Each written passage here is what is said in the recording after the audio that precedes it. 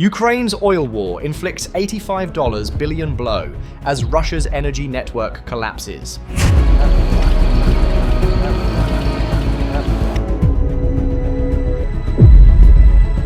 Today, Ukraine's long-range strike campaign reaches a new level of intensity, delivering the most damaging month Russia has faced since the invasion began, and pushing total financial losses to more than $85 billion across its oil infrastructure, refined fuel networks, shadow fleet tankers, and battlefield logistics. Ukrainian drones, naval unmanned systems, and precision strikes now hit Russian oil assets from the Black Sea to the Urals almost daily, collapsing refinery output, crippling export terminals, and cutting into the financial backbone that funds Moscow's war. Russia's largest energy giants report plunging income, shrinking reserves, and an accelerating risk of bankruptcy. As Ukraine forces the Kremlin to fight a war without the revenue needed to sustain it, the only way to understand how this economic collapse unfolded is to return to the beginning of the record-setting strike campaign. At 5 a.m., Russian refinery workers across multiple regions began another shift under growing pressure. Since early 2025, Ukrainian intelligence confirms that more than 160 successful long-range drone attacks have targeted refineries, depots, pumping stations, and coastal terminals. By November, that number surpassed 180, marking the highest level of oil sector destruction since the war began.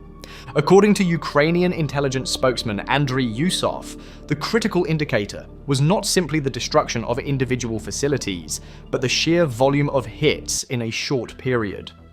November alone saw at least 14 confirmed strikes on refineries and 4 separate attacks on Black Sea port infrastructure, pushing Russia into a deepening fuel crisis.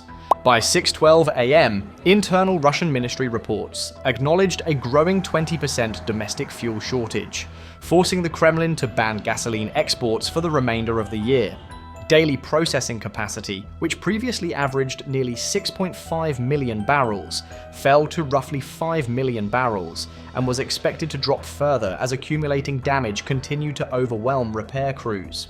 Ukrainian analysts noted that Russia had spent decades centralizing its refinery network to streamline economic control, but this structure made the system more vulnerable to widespread disruption once Ukraine developed reliable long-range drone capabilities. By 7:40 a.m., new data from Euromaidan Press revealed that oil product processing across Russia fell by 25%, a staggering figure for a war economy that relies on energy revenue to fund operations. The pressure deepened when Rosneft, Russia's largest oil company, reported a 70% collapse in net income, falling to $3.57 billion for the first 9 months of 2025. The company publicly blamed high interest rates and rising security expenses, but Ukrainian analysts and international economists agreed that the true and overwhelming cause was the systematic destruction of refineries, depots, and marine loading terminals through Ukrainian strikes.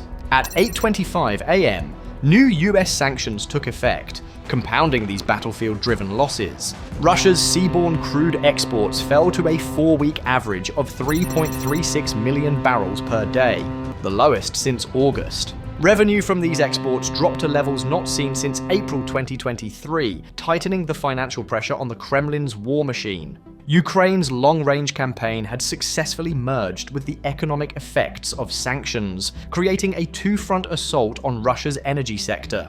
By 9 a.m., strikes intensified across the southern regions. Multiple Ukrainian long-range drones hit the Afipsky refinery near Krasnodar, disrupting gasoline, diesel, and jet fuel production for Russia's southern and central military districts.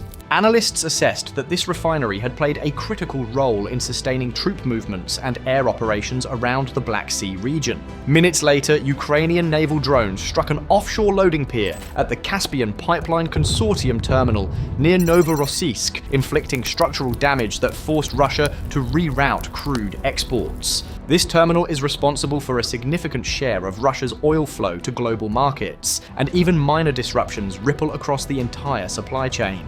By 10:18 a.m., Drone and missile raids on Novorossiysk halted up to 2% of global oil supply, temporarily shutting down export operations around the port and damaging several air defense systems safeguarding the coastline. Naval analysts noted that Ukraine's ability to penetrate layered defenses at one of Russia's most strategic ports signaled a dramatic expansion of operational reach. In the late morning, further disruption appeared in the Black Sea. Two sanctioned Shadow Fleet tankers, Kairos and Virat, sustained serious damage while traveling empty near Turkey. Ukrainian security officials confirmed that the tankers were deliberately struck while unloaded to avoid environmental catastrophe, illustrating a new phase of targeting. Russia's illicit network of oil carriers was now within reach.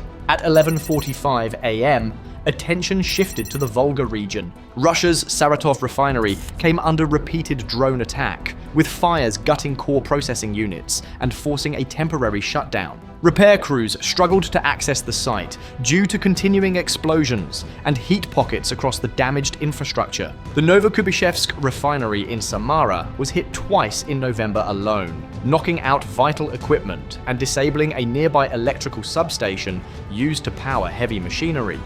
By 12:30 p.m., Ukraine's general staff confirmed repeated strikes on the Ryazan mega refinery, one of Russia's largest and most strategically important facilities. Located southeast of Moscow, this plant produces approximately 840,000 tons of jet fuel annually for the Russian Air Force. Hitting secondary processing units and jet fuel systems dealt a direct blow to Russia's ability to sustain aviation operations. Analysts described these strikes as dual purpose, economically damaging and militarily significant. At 1:20 p.m., additional drones hit refineries in Syzran, Ilsky, Nizhny Tagil, Stupino, Omsk, and Volgograd. Confirmation came through satellite footage and civilian video showing massive plumes of smoke, industrial fires, and emergency evacuations. The strikes demonstrated that Ukraine was no longer reacting opportunistically, but executing a sustained, methodical campaign designed to stretch Russian defenses and overwhelm repair capabilities simultaneously. By 2:05 p.m., the Black Sea again became a focal point. Ukraine struck Tuapse, a major export terminal handling more than 7 million tons of oil annually. A Shadow Fleet tanker caught fire, port infrastructure suffered major damage, and pipeline links were temporarily severed. Euromaidan Press reported that in one attack, 12 drones destroyed a small vessel and ignited 4 tankers holding more than 100,000 tons of oil. Russian air defense systems attempted intercepts, but instead struck residential buildings, later claiming, contradictorily, that all drones had been shot down. Throughout the afternoon, Ukrainian long-range drones hit petrochemical hubs at Stavrolen, Sterlitamak, and Kazan, degrading critical production lines that support Russia's missile, drone, and ammunition manufacturing.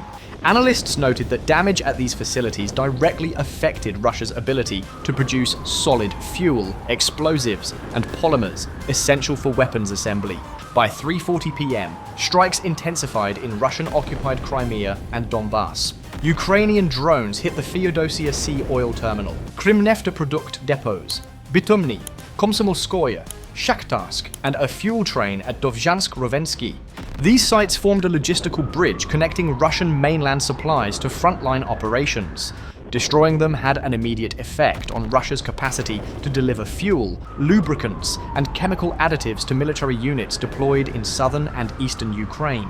At 4:25 p.m., intelligence reports confirmed that these attacks were collectively severing Russia's internal supply routes, forcing the military to rely on increasingly improvised transport lines. Losses across the oil network accumulated into a clear financial picture: refinery damage, export collapse, disrupted supply nodes, and burned fuel stocks reached more than $85 billion. By 5:10 p.m., naval analysts warned that Russia's Shadow Fleet tankers, once considered untouchable due to their international registration and offshore operations, were now primary targets. With these vessels at risk, Russia's ability to bypass sanctions weakened dramatically. Insurance firms, shipping registries, and fuel brokers all raised alert levels, pushing operational costs upward and further strangling Russia's energy revenue.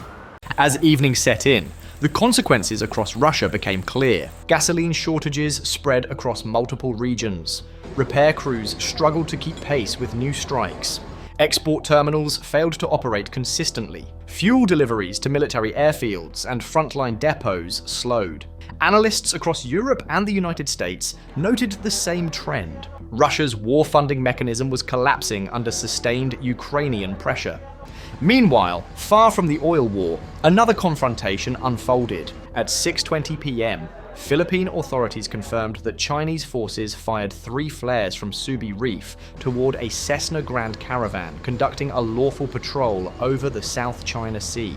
Although the aircraft continued its mission unharmed, the incident highlighted rising tension in the region. The patrol crew documented a Chinese hospital ship, 2 Chinese Coast Guard vessels, and 29 suspected militia ships anchored near the reef. Subi, one of 7 disputed reefs China has turned into fortified island bases, remains a central flashpoint in the Spratly chain. Philippine surveillance later reported a Chinese Navy vessel near Sabina Shoal as the aircraft continued its monitoring flight. Yet despite global tensions, the focal point of the day remained Ukraine's expanding strike campaign. As night settled, Ukraine's operations demonstrated that Moscow was now fighting a war while losing the economic engine needed to sustain it.